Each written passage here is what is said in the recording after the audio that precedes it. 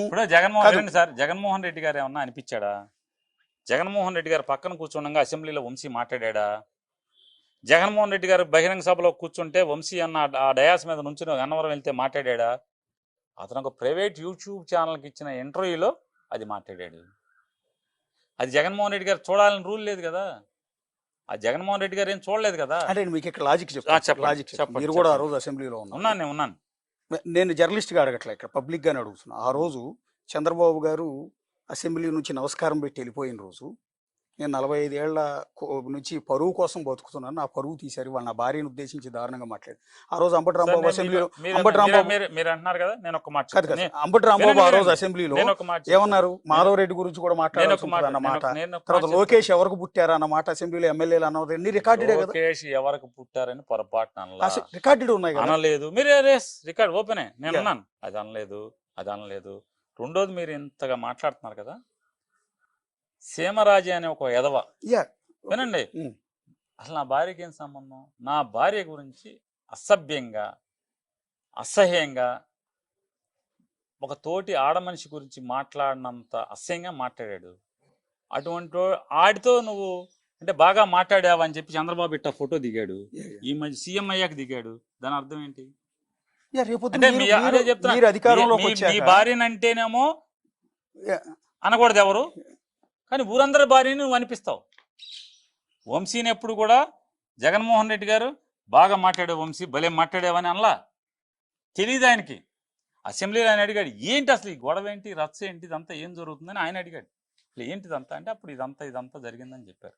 కానీ అది మీకు డ్యామేజ్ అవ్వలేదు ఎన్నికల్లో? ఎవరైనా ఆ మాట మీ పార్టీకి డ్యామేజ్ అయిందా? జరిగిందా లేదా ప్రజలు చెప్పాలి, చెప్పాలన్న. అంటే వంశీ అన్న మాటని అదే ఒక ప్రైవేట్ యూట్యూబ్ ఛానల్లో మాట్లాడిన దాన్ని వైఎస్ఆర్ కాంగ్రెస్ పార్టీకి జగన్మోహన్ రెడ్డికి ఆపాదించి తప్పుడు విష ప్రచారం చేశారనేది మేము చెప్పే మాట. అది జగన్మోహన్ రెడ్డి గారి ఆలోచన కాదు, జగన్మోహన్ రెడ్డి గారి సంస్కారం కాదు అట్లా మాట్లాడించడం.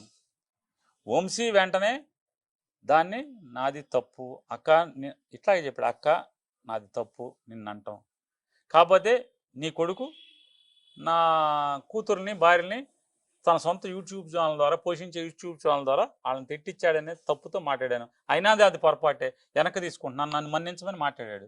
మన్నింపు కన్నా పెద్ద శిక్ష ఏముంటుంది అన్న? నన్ను మన్నించండి, నేను పశ్చాత్తాపడతాను. పశ్చాత్తాపానికి మించి ఇంకేమైనా ఉంటుందా? భారతిరెడ్డి గారి గురించి మొన్న ఒక టీడీపీ కార్యకర్త కిరణ్ అనేవాడు చాలా దారుణంగా మాట్లాడారు. ఏం చేశారు? దాన్ని మాట్లాడి ఏం చేశారు? ఇమీడియట్ గా గంటల్లో అతను హైదరాబాద్ నుంచి ఈడ్చుకొచ్చి లోపల పడేశారు. ఏం ఈడ్చుకొచ్చారు? ఎవరు చెప్పారు? ఈడ్స్ కోసం పాడా, సమాజం కోసం ఆయన్ని రమ్మని, ఆయన కారేసుకు రమ్మని, ఇవన్నీ డ్రామాలు సార్. ఆయన కారేసుకు రమ్మని నేను చెప్తున్నా. ఇప్పుడు సీమరాజ్య గారిని ఏం లాక్కొచ్చావు? నేను మీడియాలో 2-3 సార్లు మాట్లాడా. ఇట్లా మా ఇంట్లో ఈ కిరణ్ గాడు నా వైఫ్ గురించి కూడా మాట్లాడాడు, నా భార్య గురించి మాట్లాడాడు. నేను చెప్పాను మీడియాలో, ఎప్పుడు లాక్కొచ్చావు? లాక్కు రాలేదే. అంటే మీకు డ్యామేజ్ అయిపోతుంది అనుకుని భారతిరెడ్డి గారిది మాట్లాడితే డ్యామేజ్ అవుతుంది కాబట్టి రాజకీయ ఎత్తుగడ తప్పితే సంస్కారం కాదు. సంస్కారం అయితే నేను కంప్లైంట్ చేసినప్పుడే మీరు కంట్రోల్ చేస్తారు కదా. చంద్రబాబుది సంస్కారమే, నిజమైన సంస్కారమే, నటన కాదు, రాజకీయ ఎత్తుగడ కాదు, అతను చాలా బాగా స్పందించాడనేది నిజమైతే, మీరు చెప్పేది కిరణ్ గారిని అరెస్ట్ చేయడంలో అది నిజాయితీతో కూడిన అరెస్ట్ అని మీరు నమ్మేదైతే, నేను కంప్లైంట్ చేశాను, నేను మీడియాలో మాట్లాడాను, వీడియోలు చూపించాను. సీమరాజయ్య గారు ఆ కిరణ్ గారు నా భార్య గురించి అంత అసభ్యంగా మాట్లాడారో అని నేను ఇద్దరి గురించి చెప్పాను. ఏం చేసావు? ఈ రోజుకి ఆడి మీద భుజం మీద ఫోటో వేసి దిగావు తప్పితే సీమరాజు గురించి అంటే జగన్మోహన్ రెడ్డి గారి భార్యను అనేప్పటికీ విపరీతమైన అంటే బాహుళ్యంలోకి విపరీతంగా చొచ్చుకుపోయి నీకు నష్టం జరుగుతుంది అనేటువంటి ఎత్తుగడతో ఆయన్ని తీసుకురావడం తప్పితే, నీకు నిజంగా సంస్కారం ఉంటే నా భార్య గురించి వాళ్ళిద్దరూ మాట్లాడినప్పుడు ఈ రోజుకి నువ్వు భుజం మీద ఫోటోలు వేసి దిగుతున్నావు తప్పితే ఏం చర్యలు తీసుకున్నావు అని చెప్పి. లాగా జగన్మోహన్ రెడ్డికి నటించడం చేత కాదు, ఆయన వంశీతో తిట్టించి మళ్ళీ డ్రామా ఆడటం అతనికి చేత అయితే, నిజంగా చంద్రబాబు లాగా డ్రామా ఆడటమే నిజమైతే వంశీని దమా 4 బాది రైట్ రాసుకెళ్ళి అని చెప్పి ఇట్లాగే డ్రామా చేసేవాడు ఏదో కంట్రోల్ చేసుకుంటే బాగుండేది కదా. ఏం చెప్పాడు చెప్పాడు వంశీ అది మాట్లాడటం తప్పు, అతను వెనక్కి తీసుకోమని ఆయనే చెప్పాడు జగన్ గారే. చెప్పకపోతే వంశీ వెనక్కి తీసుకుంటాడా? చివరిగా ఒక్క మాట అండి. అంటే బేసిక్గా ఇప్పుడు రెడ్ బుక్ని చూస్తే మొత్తం వైసీపీ నాయకులందరికీ కూడా కొంతమందికి ఏమో గుండె జబ్బులు వస్తున్నాయి, ఆపరేషన్ చేయించుకుంటున్నారు, ఇంకొంతమంది ఏమో పారిపోతున్నారు, ఇంకొంతమంది ఏమో వణుకు పుడుతోంది అని లోకేష్ గారు పదే పదే అంటూ ఉన్నారు. నిజమేనా అది? నిజంగా ఆయన రెడ్ బుక్ని చూసి లోకేష్ గారు వైసీపీ నాయకులు వణికిపోయే పరిస్థితి ఉందా? లోకేష్ గారు గన్నవరం పాదయాత్ర మీటింగ్లో ఆయన మాట మాట్లాడారు. వంశీకిను గుడివాడ ఎమ్మెల్యేకిను గన్నవరం ఎమ్మెల్యేకి గుడ్డలోడు తీసి రోడ్డు మీద కాదు, మీకు వీడియో చూసుకొని కొడితే వస్తుంది అంటే వెంటనే కొడాలి నాని అన్నారు. బాబు రోజు మా పని మేమే చేసుకుంటున్నారు, నువ్వు వచ్చి పోయించేది ఏముంది, రోజు మా పని మేమే చేసుకుంటున్నాం కదా. ఇప్పుడు కొడాలి నానికి ఎప్పటి నుంచో ఆర్ట్ బ్లాకులు ఉన్నాయి, దాన్ని అశ్రద్ధ చేశాడు. అంతేగాని ఒక్కసారి మూసుకుపోతాయి ఏంటి, నమ్ము లోకేష్ పుస్తకం వచ్చిందని చెప్పని మొత్తం రక్తాణాలు మూసుకుపోతాయా? డ్రామాగా నాటకంగా బాగానే ఉంటాయి డైలాగులు, కానీ వాస్తవం సైన్స్ ఏంటి? బ్లడ్లో కొలెస్ట్రాల్ కొంచెం కొంచెం కొంచెం కొంచెం కొంచెం కొంచెం పేరుకుని పేరుకుని పేరుకుని పేరుకుని ఒక 15 ఏళ్లకో 20 ఏళ్లకో పట్టించుకోకుండా నువ్వు మందులు వాడకుండా ఉంటే స్టాటిన్ అంటే రోజో స్టాటిన్ అంటారు, స్టాటిన్ వేసుకుంటే కొవ్వు గడ్డగడతం తగ్గుద్ది, రక్తం పలచబడే మాత్రలు వేయాలి, యాస్పిరిన్ వేయాలి, స్టాటిన్ వేయాలి. ఈ 2 ట్యాబ్లెట్లు కంటిన్యూస్గా జాగ్రత్తగా వేస్తా ఎక్సర్సైజ్ చేస్తున్నాం అనుకోండి, ఆటోమేటిక్గా దానికి సమాంతరంగా కొత్త వేళ్ళు పాకుతాయి, కొత్త నరాలు వస్తాయి, ఈ బ్లాకులు అక్కడితో ఆగిపోతాయి. అవి అశ్రద్ధ చేసాం అనుకోండి బ్లాకులు పెరిగిపోతే బైపాస్ చేయాల్సి వస్తుంది. మీకున్న సమాచారం ప్రకారం కొడాలి నాని కూడా అరెస్ట్ చేస్తారనుకుంటున్నారా, లేకపోతే ఆపరేషన్ అయింది కాబట్టి వదిలేస్తారా? రెడ్ బుక్ వాళ్ళకున్న కసి ఇటు ప్రకారం అంటే మన ఇతను లోకేష్ మాట్లాడే భాషను బట్టి అయితే ఒక 6 నెలలు బెయిల్ వచ్చేస్తుందేమో, నానికి బెయిల్ వచ్చేస్తుందేమో, బైపాస్ జరిగింది కదా, ఒక 6 నెలలు 7 నెలలు పోయాక అతనికి బెయిల్ రాకుండా ఉండే ఆరోగ్యం అంతా మంచి కండ్ల గిండ్లు బాగా చేసి జిమ్ చేసి రోడ్ల మీద తిరుగుతున్నప్పుడు బజార్కి వస్తున్నప్పుడు అప్పుడు స్టార్ట్ చేస్తాడని నేను అనుకుంటున్నాను.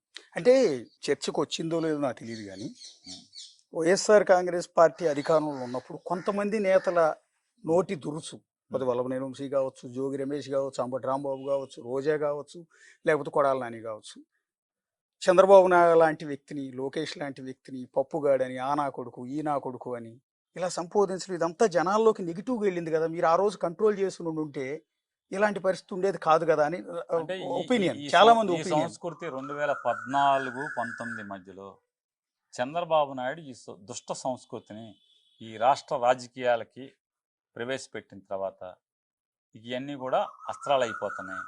ఆ పార్టీగా నువ్వు వాటి నుంచి సినిమాలు చూపిస్తారు కదా, నువ్వు బాణం వేస్తే ఇటు నుంచి నేను బాణం వేయటం, నువ్వు అగ్ని బాణం వేస్తే ఇటు నుంచి వర్షం బాణం వేయటం, లేదా నువ్వు ఇంకో బాణం వేస్తే పాము బాణం వేస్తే ఇటు నుంచి ముంగేశ్వర గర్ద బాణం వేయటం.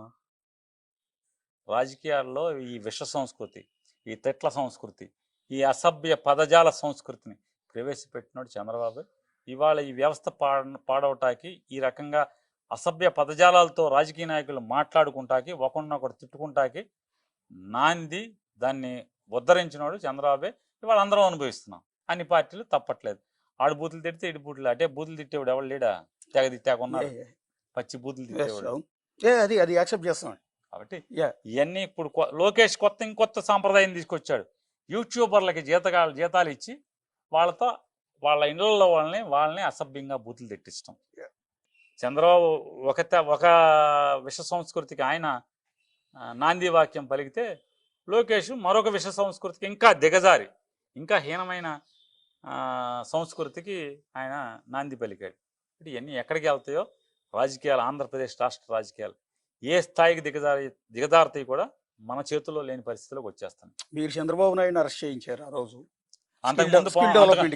అంతకుముందు జగన్మోహన్ రెడ్డిని సోనియా గాంధీతో కలిసి లాలూచి పడి అతను అరెస్ట్ చేయించాడు 16 మాసాలు. సరే, ఓకే, అప్పుడు అరెస్ట్ చేయించారని రివెంజ్ తో చంద్రబాబు నాయుడు మొన్న అరెస్ట్ చేయించారు.